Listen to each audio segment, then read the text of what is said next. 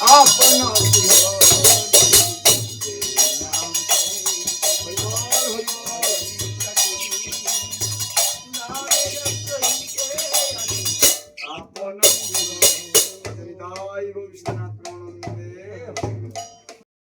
নমস্কার সবাইকে, সবাই কেমন আছো? মা কালীর দোয়ায় খুব খুব ভালো আছো, আমিও খুব ভালো আছি। এখন থেকেই আমার ব্লগটা স্টার্ট করলাম সকালবেলা। আজকে প্রচুর কাজ, যেহেতু কালকে দেখলে তোমরা আমি এইসব পরিষ্কার করছিলাম, আর আজকে তার জন্য কৌটোগুলো অনেক বেরিয়েছিল, সেইগুলো সব ধুলাম।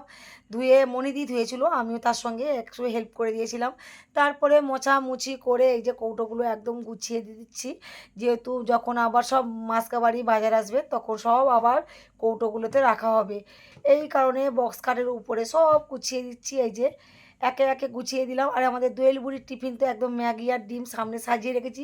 কারণ হচ্ছে আমি তো বাড়িতে সবসময় থাকি না, আমার টুনটুনি বুড়ি কী করে যখন ইচ্ছা হয় তখন মানে ওখান থেকে নেয়, উপরে তো হাত পায় না, ওই কারণে ওর সামনে সাজিয়ে রাখি। তারপরে সাজিয়ে গুছিয়ে একদম পুরো শরবত খেতে বসে গেলাম, গুড়ের বাতাসা দিয়ে একদম গোড়া লেবু দিয়ে টক। উফ, অনেক দিন পর লেবুর শরবত, খুব সুন্দর লাগলো। আর এদিকে আমাদের বাবলা একদম পুজো দিতে ব্যস্ত, যেহেতু আজকে জন্মাষ্টমী বলে কথা, যেহেতু আমাদের সকাল সকাল তো পুজো মানে আমাদের বাড়িতে তো জন্মাষ্টমী পুজো হবে না, তাই বাবলা সকাল সকাল পুজো দিয়ে দিল একটু বাতাসা। আর বাতাসা ভুল বলছি, পাঁচ পাঁচ রকম মিষ্টি আর দই দিয়ে। যেহেতু আমাদের জন্মাষ্টমী পুজো হয় না, ওই কারণে ও একটু মিষ্টি আর দই দিয়ে পুজো দিয়ে দিল। এই ফাঁকে আমি একটু রান্না বসিয়ে দিলাম। কি রান্না করলাম তোমরা অবশ্যই দেখতে পাচ্ছ। ডাল করছি, ঝিঙের পোস্ত করব, পটল আলুর তরকারি আর আলু ভাজা। ঝটপট রান্না করতে বসে বললাম, জানো তো প্রচুর কাজ। এই ফাঁকে দোয়েল বুড়ি কিন্তু পড়তে গেছে, এখনও আসেনি। আর যেহেতু জন্মাষ্টমীতে আজকে স্কুল ছুটি, একটু আন্টি দেরি করে ছাড়ছে। আর আমি এই তো ম্যাগি করে দিলাম, বাবু খেয়ে এক ম্যাগি দেখে কতটা আনন্দ দেখতে পাচ্ছ। একদম দাঁত 32টা দাঁত মনে একদম সামনে ঠেলে বেরিয়ে এসছে। মানে এতটাই আনন্দ যে ম্যাগি খেয়ে খেয়ে যে গোলুমলু হয়ে যাচ্ছে, ওর কিন্তু একটুও চিন্তা নেই। বলে বলে পাচ্ছি না যে একটু রোগা হ রেগা হ। কেন রোগা হবে? সে যখন যা পায়, আরও ফাস্ট ফুড খেতে তো খুবই ভালোবাসে। কিচ্ছু করা যাচ্ছে না, যখন ও নিজের থেকে যখন চিন্তা করবে যে আমাকে এবার ডায়েট করতে হবে, ও নিজের থেকেই মানে অলরেডি রোগা হতে থাকবে। আর ফাস্ট ফুড খাওয়া তো টোটালি বন্ধ করে দেবে। এখন আপাতত খাক, এখন খাওয়ার টাইমে খাক, কিছুই বলবো না। আমি ম্যাগিটা করে দিলাম। এইবার দেখো অসুস্থ, আমাকে অসুস্থ থেকে বেশি হচ্ছে হ্যাচি আর সর্দি। এখনো মানে ঠিকঠাক হয়নি, নাক ধাপালেই একদম পটাশ করে পড়ে যাচ্ছে। ওই জন্য দোকানে বাড়ি যাচ্ছে না। আজকে মনে হয় যাবে, রেডি সেডি একদম না। রাস্তাঘাট একদম অবস্থা খুব খারাপ। গাড়ি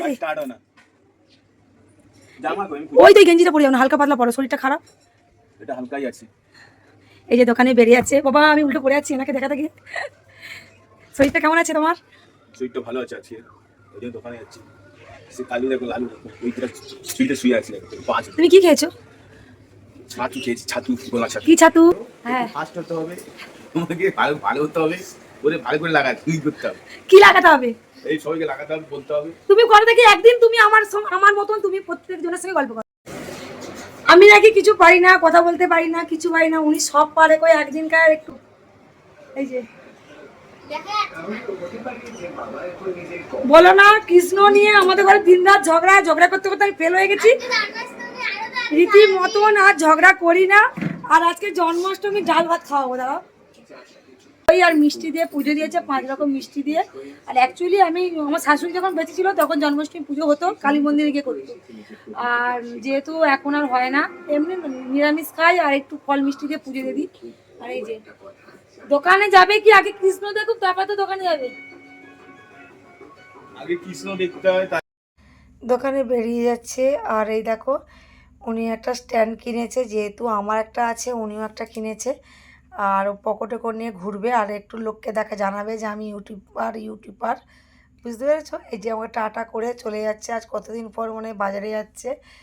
আর এই যে উনি বাজারে চলে যাক, এই ফাঁকে আমি রান্না করে নিই। আর ওনার চিঙ্কি মিঙ্কি এত কথা শোনে, চিঙ্কি রিঙ্কি, চিঙ্কি রিঙ্কি না পিঙ্কি ঘোড়ার মাথা, কিছুই জানি না।